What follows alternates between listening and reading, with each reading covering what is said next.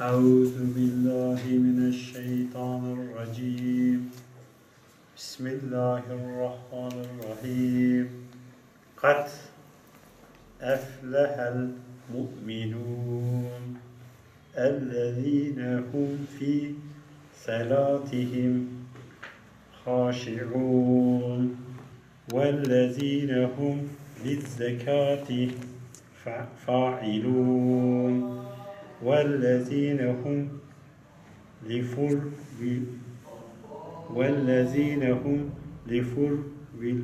لفروجهم حافظون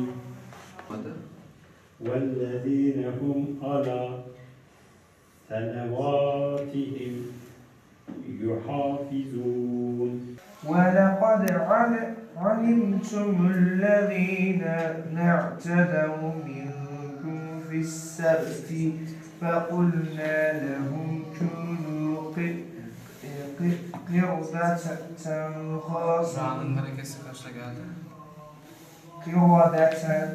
خاسئين فجعلناها نكالا لما بين يديها وما خلفها وموعظة للمتقين. Engelli Kur'an kursları hakkında detaylı bir şekilde şunları söyleyebiliriz. Diyanet İşleri Başkanlığımızın yaklaşık 2013 yılından itibaren bir projesi şeklinde gerçekleşmekte. İlk etapta başkanlığımız bayan Kur'an kursu hocalarını hizmet içi eğitimini alıp görme engelli olsun, işitme engelli olsun bu noktada bunların eğitimini verip kendi illerinde kurs açmalarını sağladılar. İlimizde 2 tane hoca hanım, bayan görme engelliler bunların eğitimini aldıktan sonra bunlar eğitimine başlıyorlar. Akabinde başkanlığımız bir sonraki yılda erkeklere de bu yönde kurs alıyor. Ve bu şekilde biz derslerimize başladık. Türkiye genelinde her ilde, büyük illerde 2'şer tane, küçük illerde birer artık yani durumuna göre, ilim potansiyeline göre hocalarımız mevcut. Yani başkanlığımız bu noktada engelli kardeşlerimize yönelik elinden gelen bütün gayreti gösteriyor. Yaklaşık biz 2 yıldır bu arkadaşlarla beraberiz. 2 yıldır derslerimizi yapıyoruz.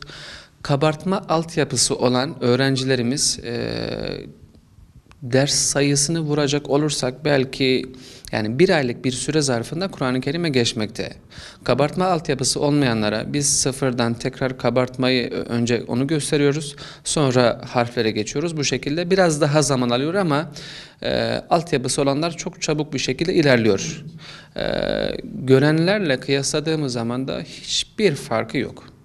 Hatta ben şunu da söyleyebilirim, bazen daha da başarılı olabiliyorlar. Daha önce bu tarz bir kursla hiçbir şekilde karşı karşıya kalmadıkları için öncelikle onlar böyle bir kursun açılacağını duyunca aşırı bir sevinç içine girdiler.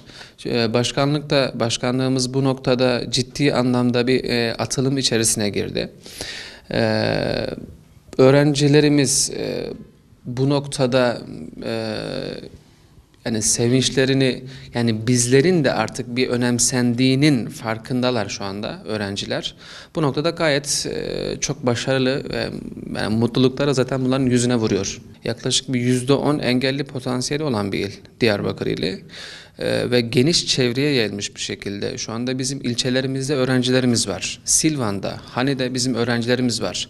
Çınar'dan bize talep geliyor veya merkezin farklı yerlerinden bize talep geliyor. Talep var ama bu talebi karşılamak için yer imkanı olsun, servis imkanı olsun bu tarz şeylere de bizim ciddi anlamda ihtiyaçlarımız var. 2 yıldır biz farklı öğrencilerimizle yani ayrıldığımız öğrencilerimiz de var. Bayanlarımız yaklaşık 2 yıl Bediüzzaman Camii Ümmü Mektum Kur'an kursunda onlar görevlerini yerine getirmeye çalıştılar. Servis imkanımız hasebiyle o servis sıkıntısı nedeniyle bir ara verdik. İnşallah 2. dönem itibariyle bayan görme engelli öğrencilerimize tekrar derslerimiz başlayacak.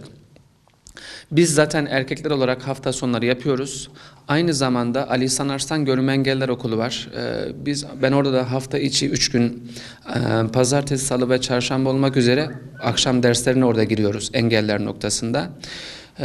İşitme engeller noktasında yeni bir faaliyet içerisindeyiz, yeni bir proje içerisindeyiz. İnşallah İl Müftülüğümüze bu sene başlayan Özlem hocamız var. İkinci dönem itibariyle onlar da kendi branşlarında işitme engellerde bu noktada derslerini devam ettirecekler. Bizlere talep geldiği takdirde nerede olursa olsun biz onları alıyoruz. İl içerisindeyse eğer ilden servis aracıyla toplayıp kurs alanımıza getirip dersimizi yapıyoruz. İl dışında varsa veya yani merkez ilçe dışındaki diğer ilçelerden ise inşallah şu proje kapsamında bizim gönüllü hocalarımıza vereceğimiz görme engelliler için Braille kursu açacağız. İşitme engelliler için işaret dili kursu açıp bu hizmeti Diyarbakır merkezden ziyade bütününü kapsayacak bir şekilde, geneli kapsayacak bir şekilde hizmetlerimiz devam edecek. Ala, nara, ada, ise, müse, yuha, ese, e'le, e'me, ihraküm. Yani ben Muş'tayken normal görenlerin Kur'an-ı Kerim kursuna gitmeye çalışıyordum. Yani Elif Bay'ı birkaç sayfa okudum, ondan sonra küçüldü. Okuyamıyordum artık. Biraz üzüldüm başlarda ama Musa Hoca, ta ki Musa Hoca'yla tanışana kadar. Ondan sonra mutlu oldum. Yine Kur'an'ımı okuyabiliyorum. Yine eskisi gibi devam ediyorum diye çok mutlu oldum. Bence okusunlar. Çünkü Kur'an-ı Kerim çok güzel bir şey. İnsan rahatlıyor. Çok güzel bir kitap. Herkese tavsiye ederim. Şimdi biz yani bazılarımız engelliyiz, yani bunu bazı arkadaşlarım da engelliler.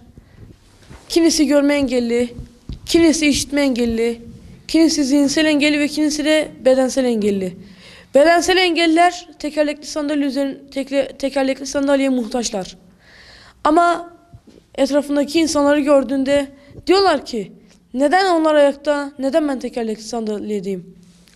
İşitme engelliler bir bakkala gidiyorlar, bir şey alıyorlar ama kendilerini ifade edemiyorlar. Ne kadar olduğunu bile bilemiyorlar. Konuşamıyorlar çünkü, duyamıyorlar. Diyorlar ki onlar da kendi içlerinden neden biz de duyamıyoruz? Ve işitme engelliler ondan dolayı sinirleniyorlar insanlara karşı. Zihinsel engelliler. Çoğumuz yani sokaktaki çoğu insanlar onlarla hep alay ederler. Sen delisin diye alay ederler. O da kendi kendine üzülür. Ve görme engelliler. Bazen sokakta yürürken bir şeylere çarpar, kaldırıma çarpar, sağa sola çarpar. Onlar da başka vatandaşlar onlara yardım ettiğinde kendilerine acıdıklarını zannederler ve üzülürler. Ama benim burada anlatmak istediğim azimli olun, sabırlı olun, kararlı olun. Başaramayacağınız, atlatamayacağınız hiçbir engel yoktur. وراء ذلك فأولئك هم العادون. Şimdi burada bize kazandığımız çok şey var. Bir kere işin manevi boyutu. Yani bu yaşa geldikten sonra ben yaklaşık şu anda 40 yaşındayım. 2 senedir, 2,5 senedir Kur'an-ı Kerim'i okuyorum. Yani kazandığımız çok şey var. Manevi noktada Kur'an-ı Kerim'i okumak, bu Kur'an-ı Kerim ne diyor? Bu manaları öğrenmek, bunlar çok önemli hususlar. Yani duygularımız bence tarif edilmez. Yani Kur'an-ı Kerim'i okumak dünyada, dünya ve ahirette herhalde en büyük mutluluk olsa gerek. Yani bundan büyük bir mutluluk, bundan büyük bir gurur olamaz yani. Yani tabii şimdi göz olduğu zaman insanda böyle dünyevi olaylara çok yoğunlaşıyor.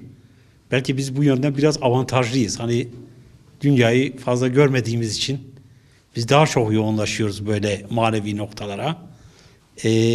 bence bize bakıp inşallah örnek alırlar diyelim. إن الذين آمنوا والذين هادوا والنصارى والصابئين من آمن بالله واليوم الآخر وعمل صالحا وإذ أخذنا ميثاقكم ورفعنا فوقكم الطور قال إنه يقول إنها بقرة لا فارض ولا بكر. Musa Hoca'yla tanıştıktan sonra Elifba'ya başladım. Harfleri falan öğrendikten sonra şimdi Kur'an-ı Kerim okuyorum tecvidli bir şekilde. Kendimi geliştirme noktasında yapıyorum. Şu anda da hafızlık öğrenmek istiyorum ve yeni ezberler yapıp hocama sunuyorum. Yani bu şekilde de söyleyebilirim ben. Yani insan okuduğu zaman bambaşka bir şekilde giriyor. Yani çok heyecanlanıyor, ferahlıyor, rahatlıyor. İnsan kendini boşlukta hissettiği zaman Kur'an-ı Kerim okuduğu zaman yani o boşluğu doldurmuş gibi oluyor. Yani şimdi hani ben hep şu lafı duymuşumdur. Bir görenin yapamadığı şeyi görme engelli yapıyor diyor ama aslında bir görenin mesela gören de yaptığı zaman mesela görme engelden daha fazla da şey yapabilir. Görme engelli de yapabilir ama görme engeller ve görenler hani azimli olduktan sonra insan her şeyi yapabilir. ربنا آمنا بما أنزلت